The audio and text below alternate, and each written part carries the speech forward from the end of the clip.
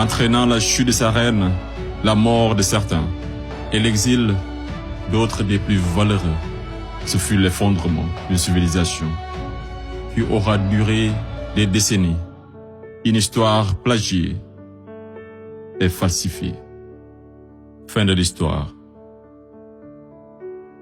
Monsieur le Président, je mesure combien il est difficile pour un jeune avocat d'Afrique, sans aucune expérience et qui n'a nulle connaissance des affaires géopolitiques, de plaider pour la mère Afrique contre l'une des mafias les plus dangereuses au monde, la France-Afrique. Cependant, quoique trop inférieur à mes adversaires, j'ose espérer que je serai tout de même en mesure de vous exposer clairement les faits, afin que vous n'ignoriez aucune partie de l'objet sur lequel vous êtes appelés à vous prononcer. Je vous prie alors de m'écouter avec bienveillance. Mesdames, Messieurs les jurés, vous n'êtes pas sans savoir que l'Afrique a été réduite à 400 ans d'esclavage, à 250 ans de colonisation. Et aujourd'hui encore, l'Afrique est sous la domination de ces délinquants, ces va-t-en-guerre, criminels en col blanc, ces salauds et mafieux de la pire espèce. Objection! Objection rejetée. Modérez votre langage. Désolé, Monsieur le Président. Le plus grand mal de l'Afrique, je n'ai pas peur de le dire, c'est les multinationales françaises, telles qu'Areva, Bouygues, Bolloré, Total et consorts, qui se cachent souvent derrière les dirigeants français, dont elles financent les campagnes. Et en contrepartie, ces derniers sont tenus de mettre la pression sur certains dirigeants africains, qui, de peur de finir comme un Thomas Sankara, ou un Sylvanus Olympio, ou encore un Muammar Kadhafi, pour ne citer que cela, se voient contraints de leur accorder le plus gros marché, sans passer par aucun appel d'offres, sans oublier toutes les mallettes d'argent qui sont envoyées en direction de l'Élysée, pendant que les pauvres Africains crèvent de faim dans les quartiers délabrés.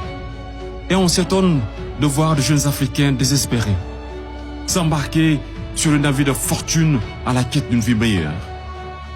Et je vous assure qu'ils sont nombreux parmi ces jeunes à avoir tenté toutes les voies et moyens légaux, mais en vain.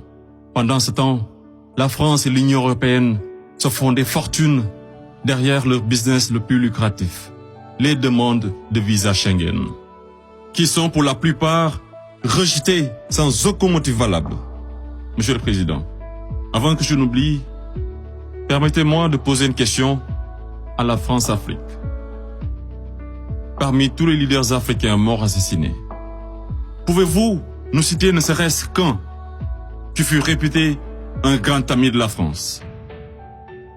J'imagine qu'il n'y en a pas eu. Mesdames, Messieurs les jurés, je vous laisse juger. Monsieur le Président, j'accuse la France-Afrique, de crimes contre l'humanité, de crimes d'agression, de crimes économiques et d'avoir été derrière des crimes de génocide. La plupart des dirigeants français sous la Ve République me rappellent des propos d'un homme sage qui disait, je cite, « Les postes éminents rendent les grands hommes encore plus grands et les petits hommes encore plus petits. » Fin de citation.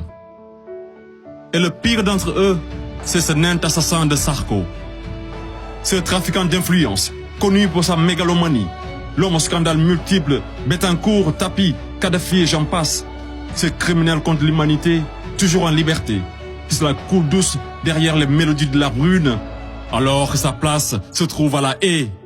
Vous lui direz que malgré tous ces mensonges, avec la complicité de certains médias, que le monde entier, et les Africains en particulier, connaissent toute la vérité sur les véritables raisons de l'assassinat de Kadhafi, sous les applaudissements de Bernard-Henri Lévy, et sur la chute orchestrée de Laurent Gbagbo, qui aurait commis un crime de lèse-majesté en voulant tout simplement ouvrir son pays à la concurrence internationale, en exprimant aussi sa volonté d'établir un rapport d'égal à égal avec la France, et en souhaitant revoir le contrat qui liait son pays à l'entreprise Bouygues.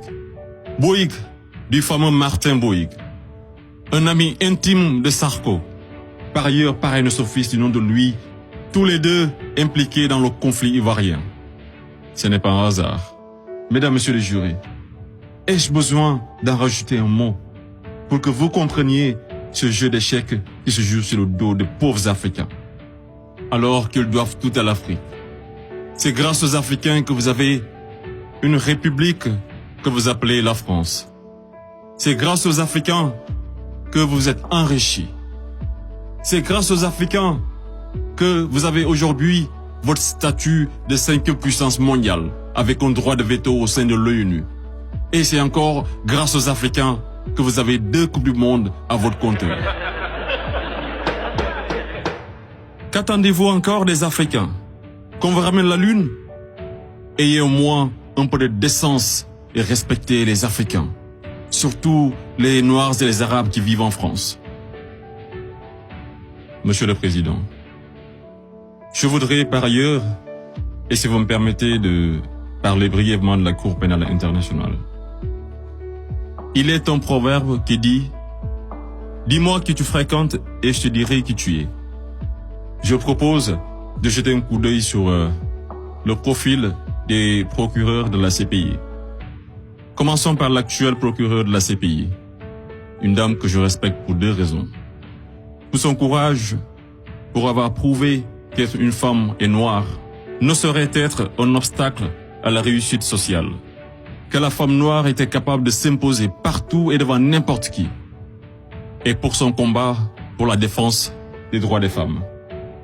Mais devrions-nous faire semblant d'oublier qu'elle fut procureure générale, proche collaboratrice et conseillère juridique du président, et ministre sous l'une des pires dictatures de l'histoire de l'Afrique, sans jamais démissionner? N'est-elle pas comptable de ce régime? Le premier procureur de la CPI, l'Argentin Luis Moreno Ocampo, une haute personnalité dont le nom est impliqué dans les affaires de viol, de corruption, d'abus de pouvoir. Un procureur de la CPI qui détient avec son épouse des entreprises offshore dans les paradis fiscaux des îles Vierges, de Panama et de Belize. Et c'est le même type qui aujourd'hui offre ses services aux personnalités poursuivies par la CPI afin de les aider à échapper au séjour à la haie, moyennant de grosses sommes d'argent. Et tenez-vous, qui sont 123 pays à avoir ratifié le traité de Rome. Et sur 10 enquêtes ouvertes, 9 sont africaines. Je me pose la question à savoir, sommes-nous dans une cour pénale internationale ou africaine? Voilà une cour qui représente pour les Occidentaux un instrument d'oppression et de domination des Africains et de leurs dirigeants. C'est pourquoi l'Afrique a besoin d'une cour pénale africaine, par les Africains, rien que pour les Africains et financée par les Africains.